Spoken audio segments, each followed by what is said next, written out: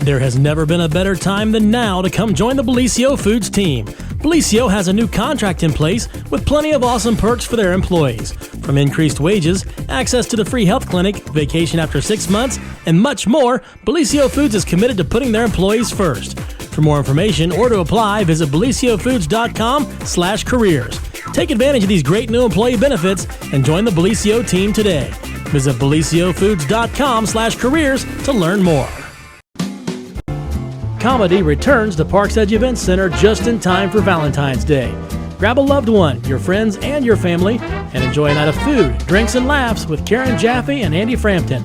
Tickets are on sale now at EnjoyParksEdge.com. Get your tickets for the best Valentine's Day since your crush left that note in your locker your freshman year. It's Valentine's Day Comedy, Saturday, February 12th. Tickets on sale now at EnjoyParksEdge.com.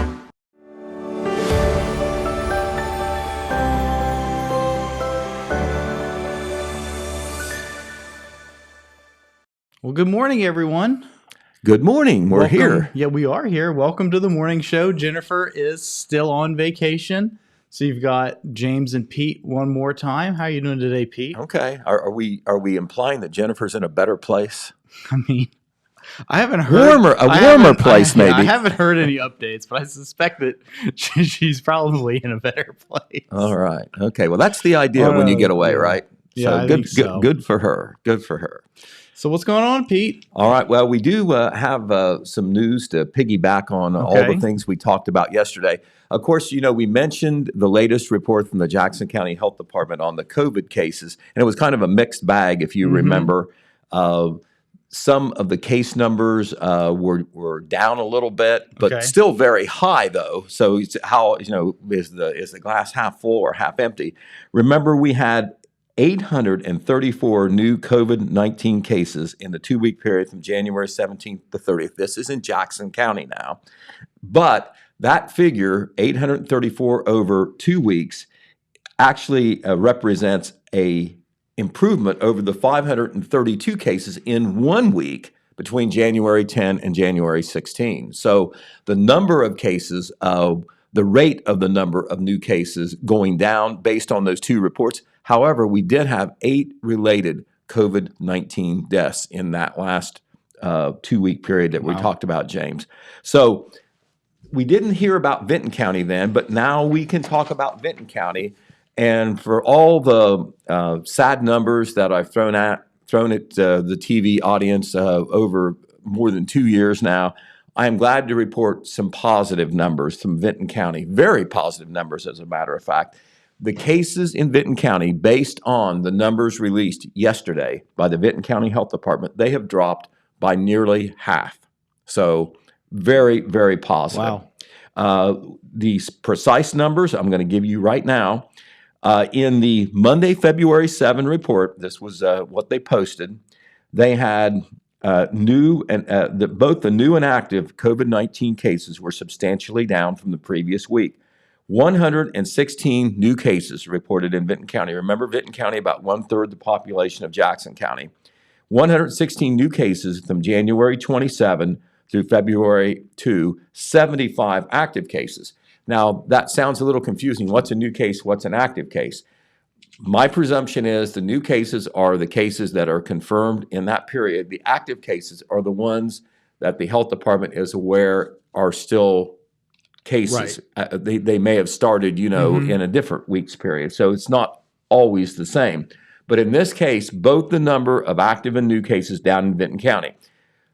As far as the exact comparison, in the January 31 report from Vinton County, they had 195 new COVID cases in the 1-week period from January 20th through the 26th. And that was reported on the 31st. So 195 cases versus 116. So that's, down almost by 50%. As far as the active cases, remember, we said 75 current active cases as of Monday. On the previous Monday, January 31st, there were 144 active cases. So we've gone from 144 to 75. That is almost a full 50%. Very positive. There were 1 new COVID-related death in Vinton County. On the previous week, there were 2. So even though there's not very many deaths, that number has decreased by 100% from 2 to 1. Also, the number of hospitalizations are also down from 14 2 weeks ago to 9 this past week. So those are down as well. Now, Vinton County Health Department always gives us the age breakdown, which is interesting because it tells you, demographically what age group is being most affected by COVID-19. And remember, last week, the bracket from 10 to 19 was the most affected. Mm-hmm. And 2 weeks before that, it was the bracket 20 to 29. That trend is continuing. In Vinton County, in the week of January 27th through February 22nd, there were 30 cases in the ages 10 to 19 bracket. That led the pack. There was 14 cases in the ages 20 to 29 bracket, and 18 cases in the ages to 39 bracket. There were 15 cases in children from birth through age 9. So if you total those up, a full 66% of the cases, 77 out of 116 are people 40 and under. Wow. A lot of people would probably not guess that. Yeah. They know that younger people are getting it, but they probably still think it's an older person's disease. And that has certainly not been the case with the Omicron. Yeah. Well, the younger people, they're just out and around people more, I guess. That might have something to do with it. Also, it is a fact that the vaccination rate for the younger folks, because, they maybe feel a little bit bulletproof. Also, they didn't have the opportunity to get the vaccine quite as quickly as some of the older people and the people with the special health circumstances. Those people under 18. Right, exactly. But when we first had the COVID numbers come out, remember, it was a lot of older folks and folks with underlying health conditions that were getting it. In this last report from Vinton County, remember, we said 30 in ages 10 to 19. In the ages 60 to 69 bracket, there were only 6. Wow. And in the ages to 70 79 bracket, only 3. Nobody 80 and over got the virus in the last week in Vinton County. So that is a complete flip-flop from what we had when COVID first hit in the spring of 2020.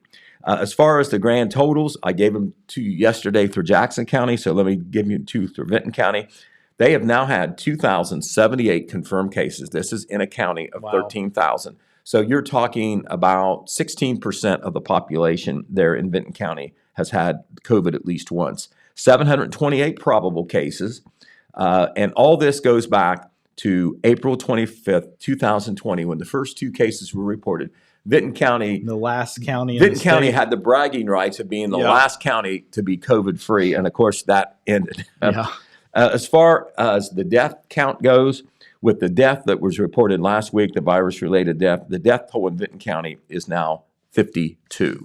52 total deaths in Vinton County, and those go back to April of 2020. So that's the COVID statistical scoreboard, so as to speak. We'll always keep you up to date on that. But overall, even though there are still a lot of cases, that is undeniable, the numbers are coming down a bit, and really a lot in Vinton County. Mm-hmm. So I'm very, very happy to report positive numbers. Okay, a couple of other stories that we want to tell you about that's kind of broke since we talked yesterday on the news. Karen Bach, who was the Wellston Superintendent of Schools for many years. Remember, she retired effective at the end of October from that position, a little bit early based on her contract. She left a year early. Well, Karen is back in education now, and there she is smiling. She's all obviously very happy about it. She is started a new job as an administrative associate at the Gallia-Vinton Educational Service Center. And that is a educational services office agency that operates out of Rio Grande. Mm-hmm. They specifically serve Gallia and Vinton counties, but they can also serve districts in other counties as well. I know for a fact that they do services for the Jackson City School District, quite a few as a matter of fact. I believe they do some things to the Oak Hill District as well. They technically serve Gallia and Vinton counties. The members of their board are Gallia and Vinton County residents. But Karen, I'm sure, was very familiar with the service center. They were very familiar with her. And as soon as she was ready to go back to work, they jumped on her.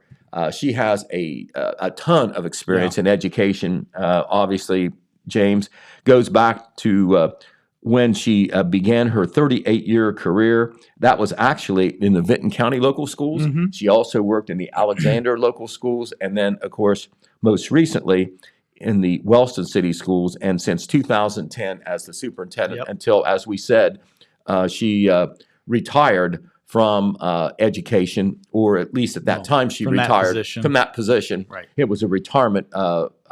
It was an effective retirement from the Wellston system, and then the way it works, if you come back after you've been retired, there's a period where you can't work. And I don't think she wasted any time when she was eligible. I'm guessing that the Educational Service Center was very interested in her. They put out a post celebrating and announcing her her hiring, and so they're very glad to be there. We contacted Karen about her new hire or about her new job, and this is what she said. I am very excited to join the Gallia-Vinton Educational Service Center family. It opens the door to serve districts in the ESC consortium and brings new opportunities. I am also honored to represent Southeastern Ohio educators and the Gallia-Vinton ESC as a newly appointed member of the Educator Standards Board. So that is another responsibility that she has. She's going to be on a statewide board of education professionals. So congratulations to Karen Bach. Quite a few of our local educators, whether they are retired or not, have moved to positions with the Gallia-Vinton ESC. And so we wish Karen the very best. Absolutely. All right, another one we want to report on, Mr. James, is a great accomplishment by a young lady from Oak Hill, Chloe Chambers. Yeah. Now, we've talked about Chloe before because she's a senior. She's had a great career with the Lady Oaks. Yeah. We're showing her picture because she did something very special last night. 1,000th career point. 1,000 career points. And that doesn't happen very often. But the amazing thing about Chloe is, if you remember, earlier in the season, we celebrated the fact that she reached the milestone of 1,000 rebounds. Yeah. That's usually even harder to get than 1,000 points, but Chloe has done both. It's pretty impressive. She's had, obviously, I know she's had a 3-year career, maybe even a 4-year career at Oak Hill. She's pictured there with her current head coach, Scott Lewis, before. Of course, she was a player for Coach Doug Hale while he was down there.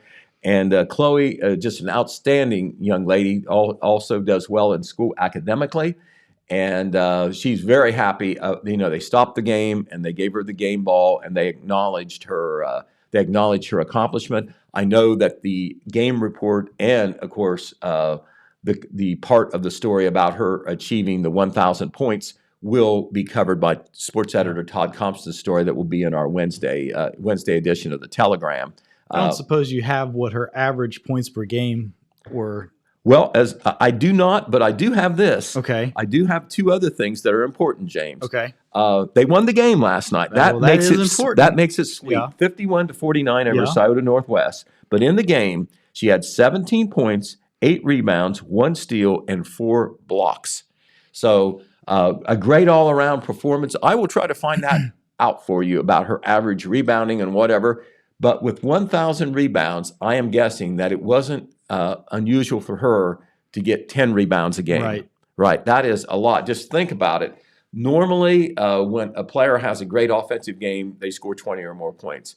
When you gather 10 or more rebounds, that's about the same thing as far as, what you would call an excellent outing. So she has excelled in both categories, scoring and rebounding, and with 4 block shots, obviously defense as well. And very impressive. Congratulations to Chloe Chambers. Absolutely. All right, a couple of other things we want to talk about as well. We want to talk a little bit about what we have upcoming in the paper. Of course, yesterday we talked about the big Bart Wiseman fundraiser. It was called the Sonic Rhythm Academy fundraiser. And it was, of course, to celebrate the life and legacy of Bart Wiseman in regard to music. Of course, Bart had an untimely death back in December at the age of 46. It was tragic. But many of the people of his friends and family and the people who admire his music, and there must be a lot of them out there, they got together and had one of the top fundraisers that you'll ever have. They're not an organized group, just an ad hoc thing. Yeah. You were there, a big turnout at the Parks Edge Event Center. I know his mother said was so glad that the Stockmeister family allowed that event to occur there because she said no other place would have held it. And I guess you could have had it outside, but not in February. Right. Just a lot of music went on there. A lot of performers that Bart knew came and performed. They had a big live auction where they sold some very valuable things, including some guitars, I think. And we're going to have a report with some pictures in our Wednesday edition, and we will be following up with the Sonic Rhythm Academy fundraiser story. And of course, the purpose of it was to pay some bills that remained after, and some associated costs that happened after Bart's death. But more than that, to raise money to set the foundation for continuing something that he had started called the Sonic Rhythm Academy, which was to provide instruction to young people who are in music, and we're talking about children, basically. Right. I know that some young people actually played there on Saturday, which made it very nice. So we're going to have a detailed story and some pictures in our Wednesday paper. Some other things that we're going to have there as well. Of course, we'll have the story about Karen Bach being hired by the Gallia Vinton ESC. We're going to have a story. Also, we hope to have a story.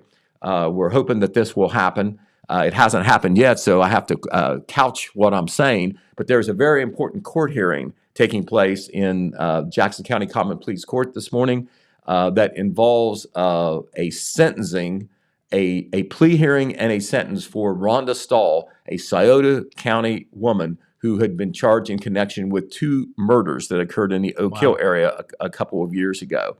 A co-defendant has already been sentenced. A male co-defendant has already been sentenced, and today is what is expected to be final day in court. Our associate editor, Phil Buffington, who does a great job keeping up with the main court stories, will attend that hearing and report on it. We hope to slide that in to our next paper if we can get the story done on time, but coming nonetheless, unless something happens to derail that hearing, but that is supposed to occur this morning. Okay. Another thing we're going to have, James, and we'll talk maybe more about that later in the week after it's published, but there was a Supreme Court case decided by a 4-3 vote. What happened was it was an issue about bail. And bail, the issue of bail is a very important one in the criminal justice system. That's where local judges decide what they're going to order in terms of finances. Like if you're a criminal defendant, they set bail, and the more severe the crime, the higher it is, with the idea that you're dangerous and you should be in jail. Well, the nub, the thrust of this Supreme Court decision was that it's not fair to impoverished defendants a high bail. It puts them at a disadvantage to a defendant who maybe has the means to get the bail. Right. So that's going to have a great local impact on all the courts, not just all over the state. And Common Pleas Court Judge Chris Reagan, Sheriff Ted Frazier, and Municipal Court Judge Mark Music sat down with me a couple of weeks ago to discuss the ramifications. They want the public to know why things are going to change on how bail and bond is handled. We hope to have that story in our Wednesday paper, and it will have all the details and comments from those gentlemen.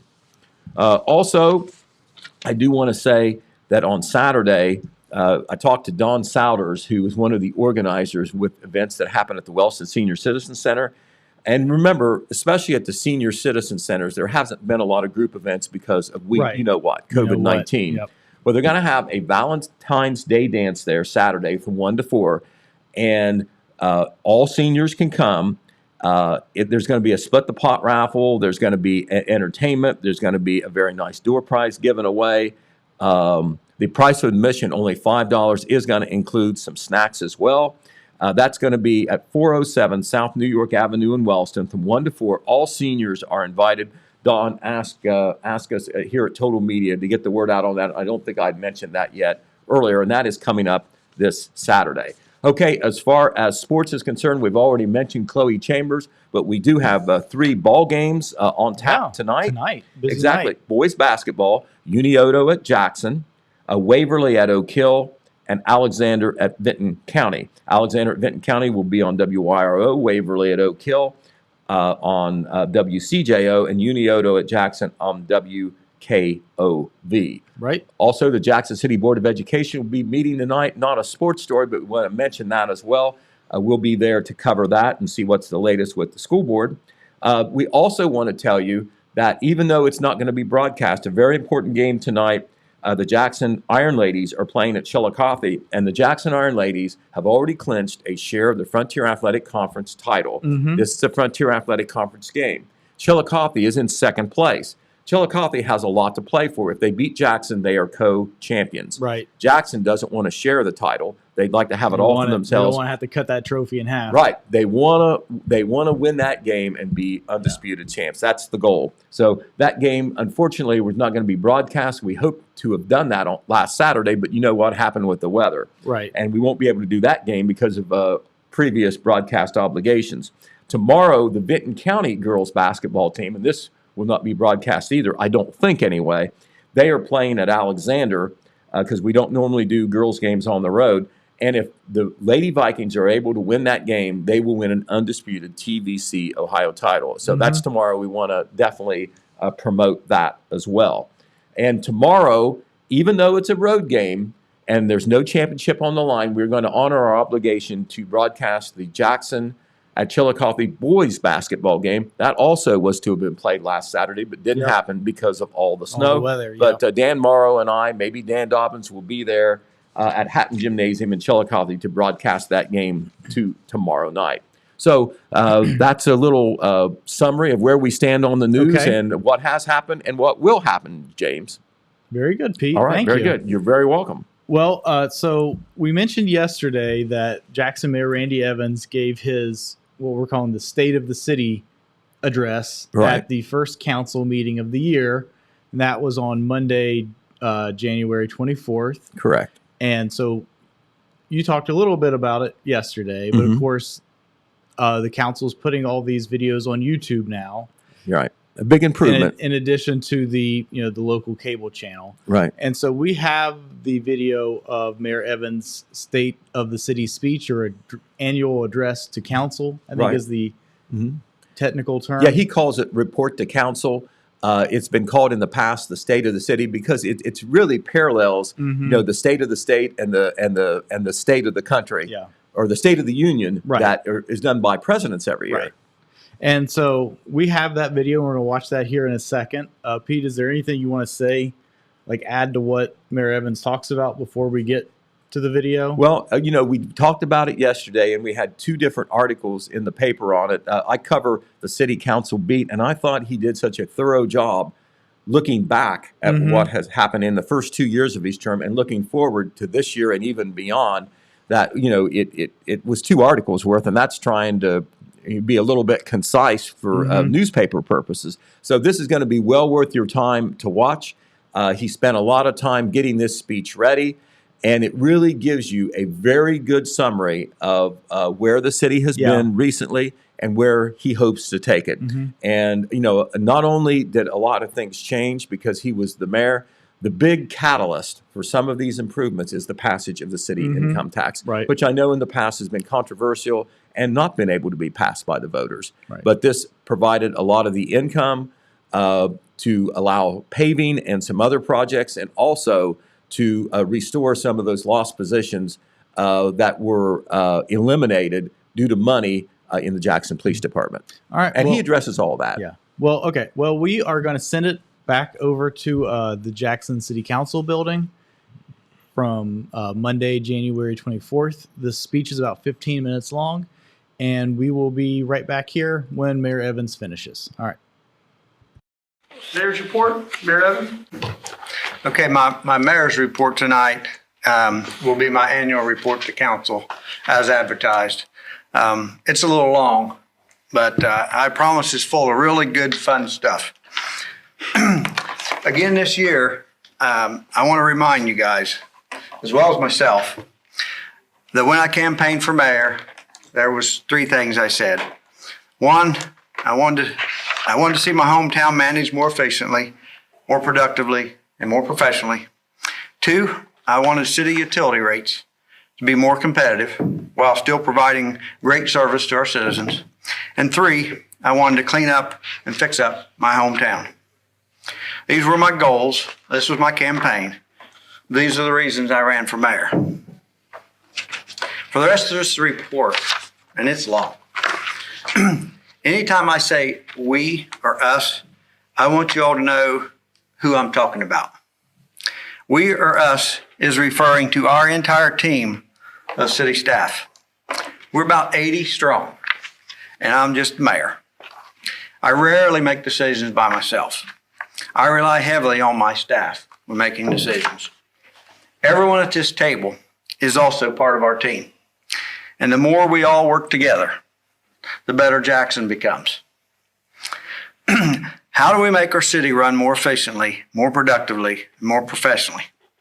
It really is all about the people. We're fortunate to have a really good staff in both management and the workforce here in Jackson.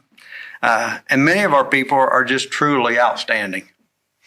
We continue working to raise expectations for not only our existing people, but to ensure that new employees are the best of the best and are chosen for the right reasons. We continue working to reorganize and modify our staffing needs to meet today's needs as efficiently as possible. We continue to working to upgrade job descriptions, policies, procedures. Many of these things are very much outdated.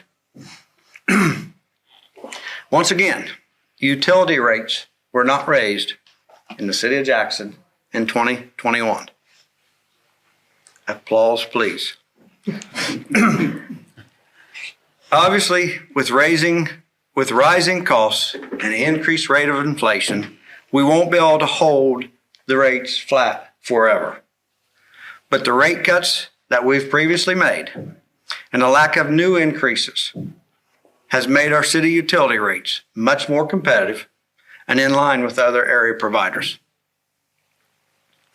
In February of last year, we increased our efforts to clean up and fix up our town by hiring a part-time code enforcement officer. And it's made a huge difference.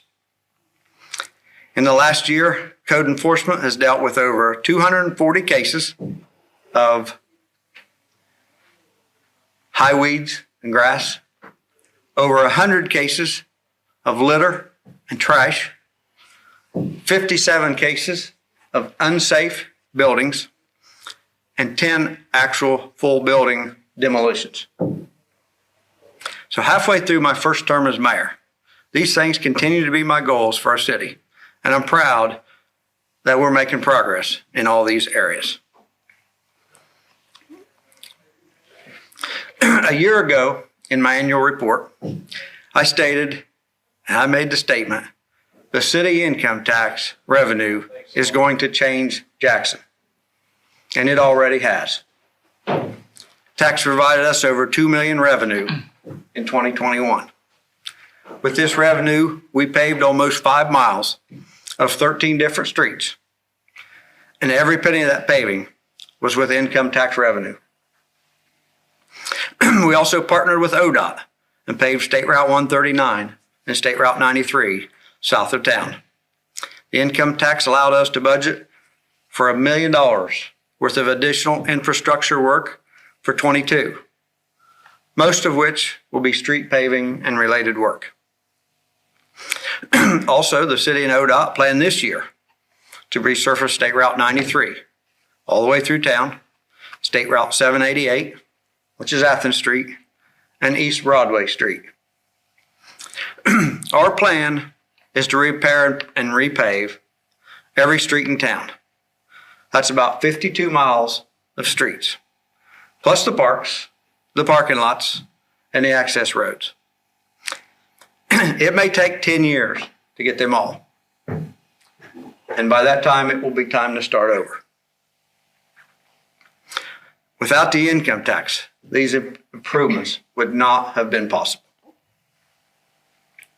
The income tax also provides for about half of our $2 million plus police budget. We're very excited about getting our police staffing numbers back up to where we think they need to be, and plan to complete that by the end of this year. We've initiated several key projects in 21, including technology upgrades and infrastructure improvements. In May of last year, we began a massive GIS mapping project. The goal of this task is to capture GPS points and data for all city utilities. This includes water lines, sewer lines, manholes, valves, meters, fire hydrants, storm sewers, electric service lines, poles, transformers, and so forth. Having this information readily available on a computer screen, whether it's in the office or in the field, will tremendously increase efficiency for service work and emergency repairs. It will also make accurate information readily available for prospective customers, for grant applications, for maintenance records, and so forth.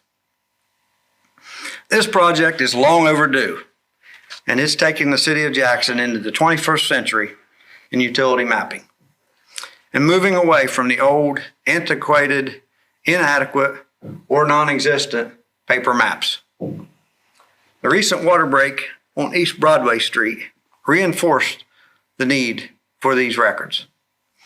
We had very little accurate information excuse me. We had very little accurate information regarding the size of the line, where the shutoff valves were, where related service line tie-ins were.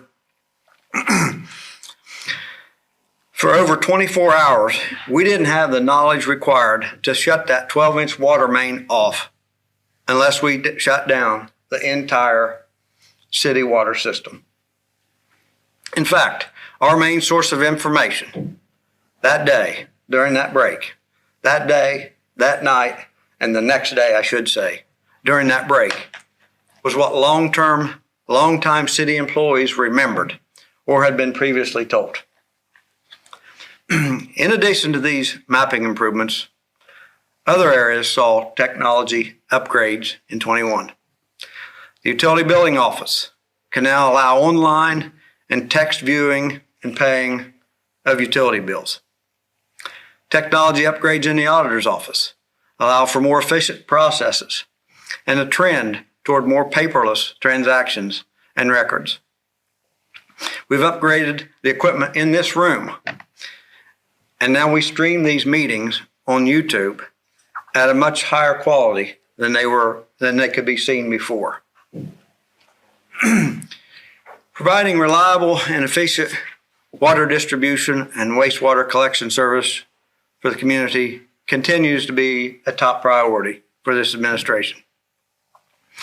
Water line breaks are common due to the age of our line. In fact, we've had approximately 8 to 10 water breaks already this year. We even have one right now as we sit here. We also have a lot of infiltration of rainwater into the old sewer lines. It causes us to treat many times the normal amount of sewer during a rain event, and that's costly. For this reason, we've identified 6 critical infrastructure projects to address the aging water and wastewater lines. And we're going to need to continue these types of projects every year from now on. 3 of our current projects are fully or partially funded, including our Mill Street area sewer extension project, our Mitchell to Wood sewer replacement project, and our main trunk line. It's a lining project of one of our main sewer lines. We were awarded $1.75 million in grant funding in 21 and have several grants still pending. We continue working to identify and prioritize repair and replacement projects. We spend a tremendous amount of time seeking outside funding for these projects. Each of the city's departments saw successes in 21 and plan continued improvements in 22. Our Street and Alley Services Department continue repairing and replacing curbs and sidewalks, and we'll be back at it as soon as the weather allows. This is all in addition to what used to be their regular work of cleaning and repairing streets, trash collection, taking care of our parks, mowing our parks, etc. And this is a crew that's always ready and willing to work all hours of the night if necessary to make our streets safe from snow and ice. We increased the cemetery budget and plan increased staffing this spring to better keep up with the massive task of keeping that 62 acres mowed and looking nice. Most of you don't realize that our budget to run that cemetery is over $400,000 a year, more than the cemetery levy brings in. We also paved about 1.2 miles of cemetery streets and plan to pave more of them this year. We archived all the old cemetery records last year. That's 27 of those huge books of old handwritten records. And we began planning a computerized plot management system. We began efforts in 21 at council's request to bring the cemetery more in compliance with existing rules and regulations. And we will continue those efforts this year, focusing on plots where a violation causes maintenance issues. However, for those who visit the cemetery regularly and take really good care of their own plots, or those plots of their loved ones, if your decorations are not causing us problems, we're going to show some compassion and allow you some space to grieve and to heal. Our electric department continues to provide incredibly reliable electric service to our customers and respond very quickly to outages. In addition, they completed in-house upgrades at our Lick substation and a couple of our primary feeder lines. Our in-house tree trimmers allow us to avoid the cost of outside contractors to keep our main lines clear, and also allow us efficiently to address our other tree trimming needs. At our water and wastewater plants, we've cut down on the use of outside contractors and perform almost all maintenance in-house now, even though we've reduced staff and reduced overtime costs.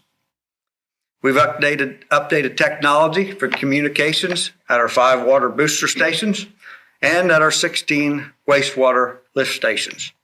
These are the kind of efficiency improvements that make me proud.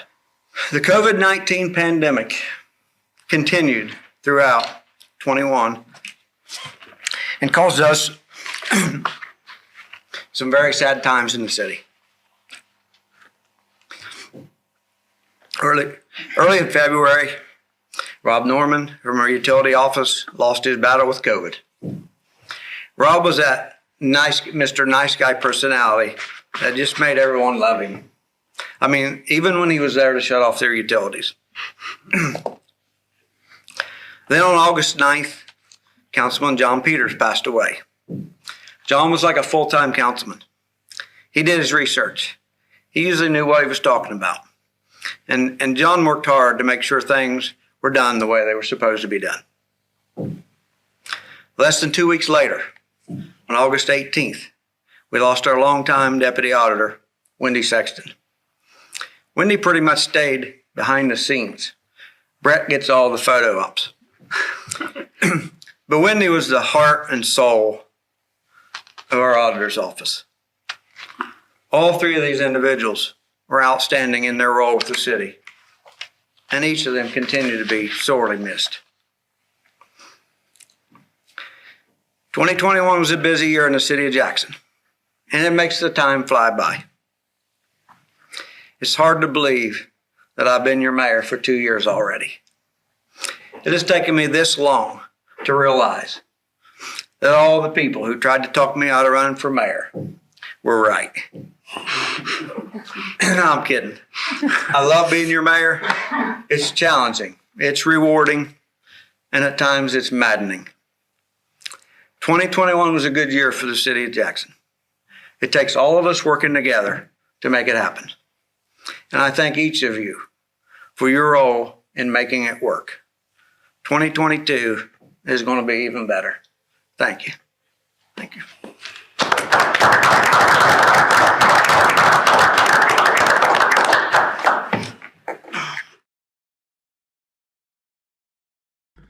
And we're back. We're back. Pete, well, you I'm look back. different. Pete has morphed. Pete has morphed into cornbread. And we've decided what your name's going to be. James. James. James and Corn. The James and Cornbread show.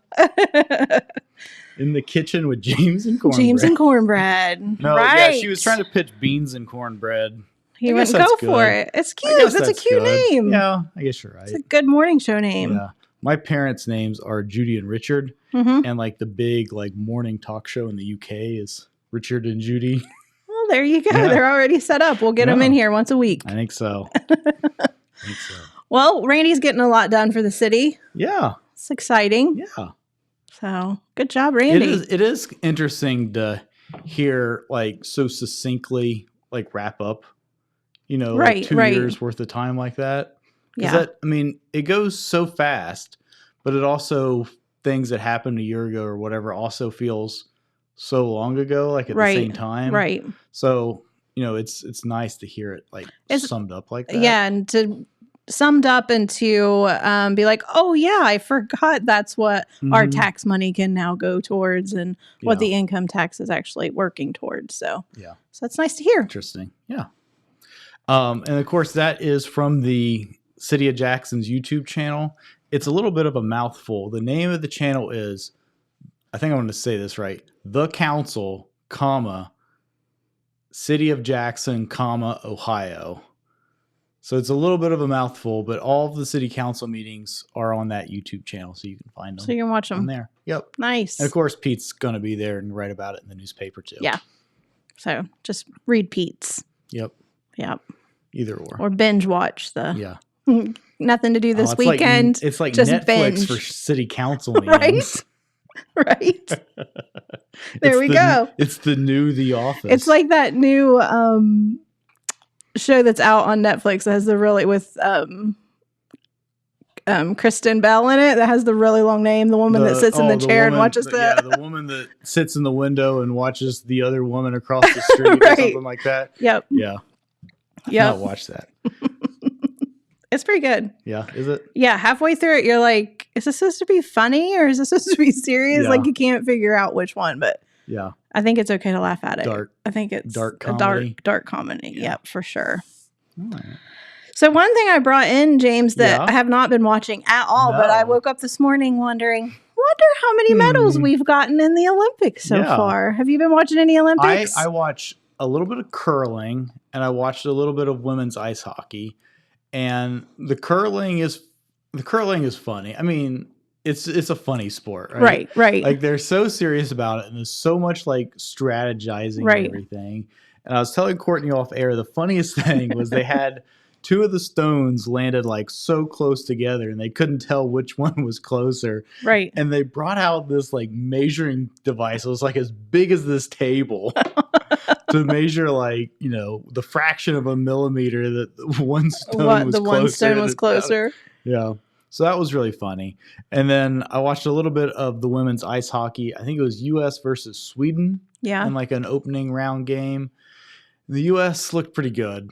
Well, that's good. It was 6-0 at the end of the first period. Oh, wow. The US scored 2 goals in 7 or 8 seconds at one point. The coach from Sweden was very angry. I bet. It was so funny. Like at the end of the first period, the announcer goes, "Oh, coach, whatever his name was, is not going to be happy about this one." Well, duh. Right. Like he's like the camera keeps cutting to him, and like he's not mic'd or anything, but he's just yelling. Tell and, like, whatever. The team is just looking the other way, not even paying attention to him. And he's behind him, just losing his mind. It was so funny. It was so funny. Yeah. So who has the most medals? Well, and is it a country that's been banned from the Olympics? It is. And is competing under a different name? flag. Yeah. Yes. So the Russian Olympic Committee is currently in the running for the most medals. They have 9 total. So they have 2 gold, 3 silver, and 4 bronze.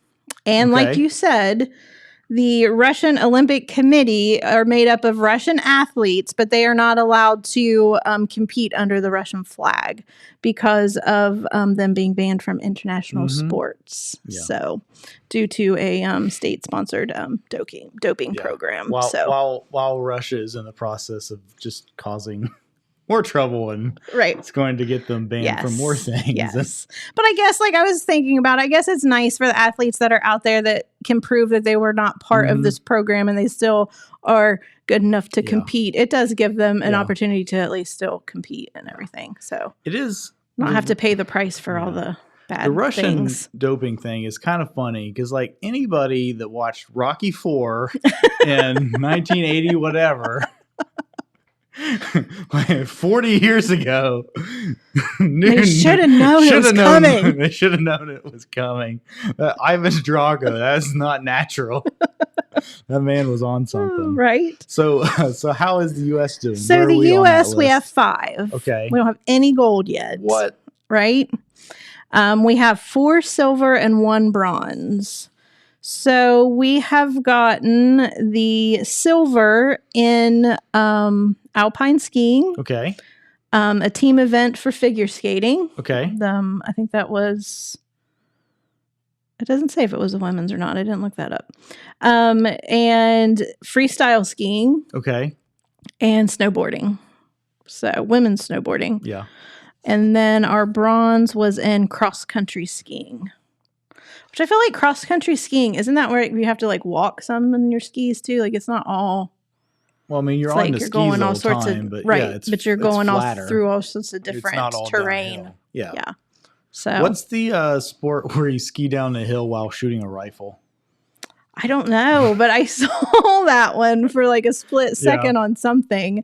You like ski and then you shoot something and you ski and then, that seems dangerous to me. Yeah. Maybe they wonder how that works. They should do a version of that on ice skates. Right? It's like speed skating and shooting at the same time. That just sounds like we would be down a few spectators, maybe. Well, what is the deal with spectators? Are there no spectators or limited spectators? Because the ones I watched, it seemed pretty empty. But they also had a lot of, like, they didn't really seem like there was that many bleachers to watch. I feel like they weren't having spectators. I can't say that for 100%, but I feel like I read that somewhere that there weren't any. I'm assuming there's still your media and all that stuff, taking pictures and everything. Yeah. But I feel like there weren't any. But I can't say that 100%. Fans for what I watched. Yeah. So what Winter Olympic sport do you think you would best? Or well, here I saw this idea because so many of the Olympic sports in general are like so weird. Yeah, and like you only see them once every 4 years or whatever. So somebody had the idea before the competition starts, they should just have some like regular guy do it. Just to get a baseline. To get a baseline. Like, I saw that too. Okay. Yeah. Okay. This is really how hard that is. Now we understand how hard sliding that stone across the ice is. Curling is. Right. Because you're like, I could do that. Yeah, I could do I'm that. good at shot put or sweeping, or I'm good at cornhole. I can. Yeah. Have you ever seen the episode of The Simpsons when Marge is really good at curling? No, I haven't. Because she's so good at sweeping. Nice. I feel like part of curling, I could never be the person that does everybody take a turn pushing everybody, it? Because I'm not flexible enough to do that thing they do. So there are 4 people on a team, and each of them get 2 pushes or whatever. That's not what the word is. No, but that's what they're doing. Yeah. Throws, maybe? I do know this. The target is called home. Okay. And the bullseye is the button. Nice. Yeah. And the goal. Picked that up, huh? Yeah. And so the goal is to get as many of your stones closer to the button than your opponent. Huh, so if your opponent's stone is on like the outer edge of home, and then you have 2 stones on the button, that's 2 points. Because you have 2 stones that are closer to the center than your opponent's closest stone. I think that's right. Sounds good to me. Yep. So you were getting ready to ask me what winter sport you think I would be the best at? I don't think I would be great at any of them. I mean, I guess curling would maybe be your. Because I won't want to say the easiest, but I kind of feel feels like the bowling of the Winter Olympics. Right. Like I feel like that's something I could get good enough for. There's no way. Like I would love to be snowboarding would be what I wish I could. Like that would be my dream winter sport. Snowboarding. Yeah. Gonna be Shaun White. Yeah, flipping and controlling your body like that. Bobsled? Think we I could don't put know. together That's a so bobsled scary. team? Like that's really scary. Yeah, but all you gotta do is hold on and not fall off. Maybe that's easier said than done. I feel like we should apologize to all the bobsledders. All you gotta do is hold on. I feel like gravity's doing most of the work there. That's true. I don't know. That one just seems scary to me though. Like I don't know how they like stay in the thing. Like how they're not shooting. What's the sport that Hugh Jackman movie is where he's like it's like bobsledding but like off a ramp or whatever? No idea. Eddie the Eagle? You're not seeing that movie? I have not. Okay. That seems real dangerous. Yeah. They all seem dangerous. Yeah. Maybe not curling, but I don't know. you could fall. I mean, drop one of those things on your foot. Oh, that's true. I mean, those are 40 pounds. Yeah. I do enjoy watching curling, though. I kind of forgot about it. Is it all over, you think? Curling? Do you think they're done competing in curling? I don't know. I don't think so. I think they're just getting started. I think most of those... Check it out. Well, so there are three curling sports in the Olympics: men's, women's, and mixed. Oh, okay. So, and normally the team sports kind of take forever. Yeah. Like the individual, like you have one swimmer will win like 8 medals or whatever. But when you and then like the ice hockey team or the basketball team or whatever. Right. Like it takes the entire length of the Olympics for them to have the one tournament just to award one medal. Yeah. So the team stuff seems to be. I watched on Netflix the Jonathan Van Nuys, I think is how you say his last name. Curious with him. Okay. And he has one that is about ice skating. Okay. And it's very interesting to watch because they kind of go over how they score the ice skaters. Because I never, ever had any clue. And I cannot even tell you what they said, but how it's judged and everything. So it's pretty neat because there's a lot of technical stuff to that. Yeah. That's amazing too, to make yourself do that on ice. And ice skating is amazing. It is very subjective. I mean, anything that's scored by judges is very subjective. Right. What, some people may, determine to be proficient or whatever, maybe, different. Yeah, because I think there's a little bit of judgment on their outfits and things like that too. Yeah. So that's definitely a personal thing. So, but it's pretty cool to learn all the different technical terms for the jumps and the lands and the everything in between they judge them on. So, well, hey, Courtney. Hey, what, James? Did you know that Valentine's Day is coming up next week? It is. Next week it's Monday. This weekend. Like if you're going to celebrate on the weekend, it would be this weekend. Or you could do the following weekend. I mean, I guess you could say, hey, I'm going to do it on the following weekend. Let's say hypothetically you wanted to celebrate Valentine's Day this weekend. I think there's a lot you could do. What are some things you could do? Well, James, funny you asked. No, there are some great things going on at Stockroom this weekend. You have like 3 opportunities to take the person you love or just hate and want to kind of like to do something cool. So one thing for sure is comedy night. That's happening at Park's Edge. Nice, James. So comedy night, Park's Edge, February 12th. You can get your tickets at enjoyparksedge.com/events. Should be a nice, funny night. Laugh along with the people you love and people you kind of like.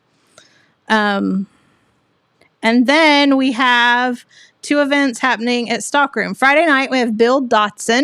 He's going to serenade the people you love and kind of like. And then Colby Likens on Saturday, the 12th. So And I think those are all stockroom. I don't think there's any cover for those, right? Those are free shows. Yep. And you can, and Colby's show and the comedy show are going to overlap a little bit, but you absolutely could go to the comedy night and then go next door and watch Colby for an hour or so. Saw Colby perform a few songs at Bart's event, so that was nice to see him up on stage. Yeah.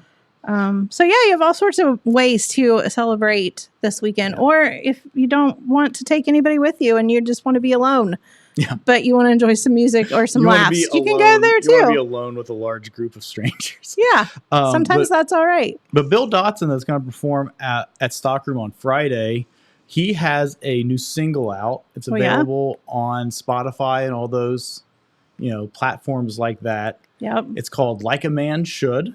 Okay. It's if you like country music, it's a good country song. Nice. And he has a really awesome music video for that song. Oh, yeah? And so I thought we would... That'd be nice to see. Yeah, so I thought we would end the show today with Bill Dotson's new music video. Great. And remember, you can see Bill Dotson this Friday night at Stockroom 601. Do we have any idea what time they're starting? 7:30, I believe. 7:30. 7:30. Yeah. Nice. Get something to eat. Yeah. Get you some drinks. Absolutely.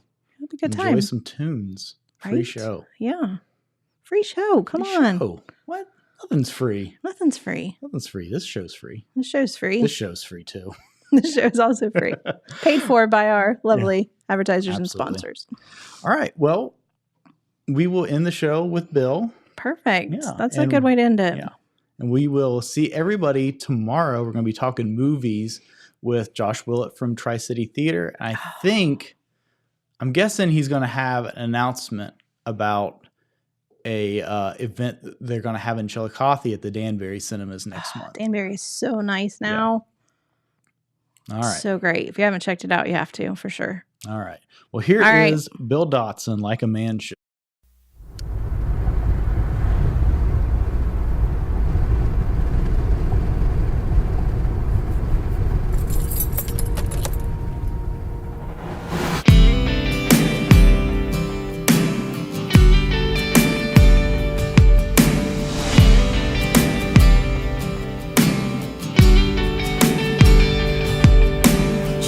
She'd been through hell and she came out strong.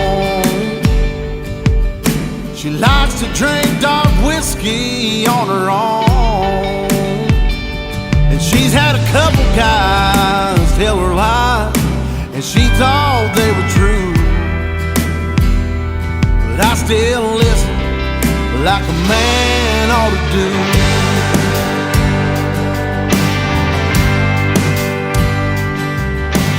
Said she'd been down here more than a couple times. Used to them country boys and them pickup lines, like those sad songs on the jukebox. She knows every tune, so I just listen like a man ought to do. 'Cause she tells me she's been broken, yeah, and hurt so many times that her pain, it brings back memories on days when she rewinds. And her heart's been torn wide open, and she don't know what to do. So I just listen like a man ought to do.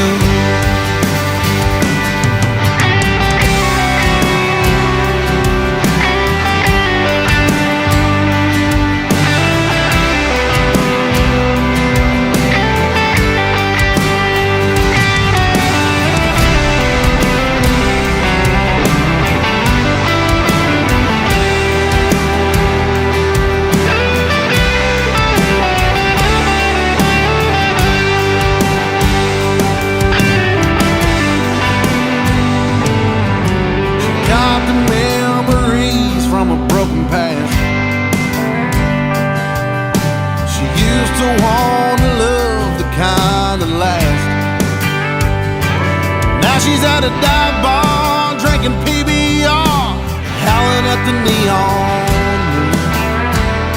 So I just listen like a man ought to do. 'Cause she tells me she's been broke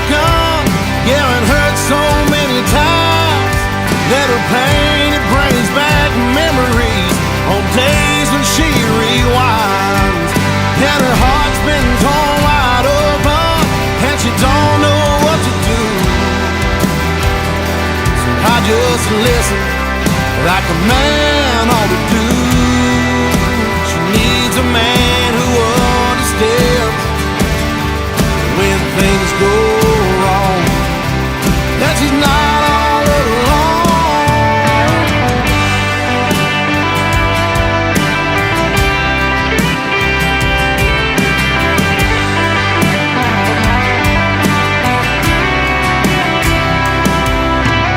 Tells me she's been broken and hurt so many times that the pain it brings back memories on days that she rewinds. Cause her heart's been torn wide open and she don't know what to do. So I just listen like a man ought to do. Like a man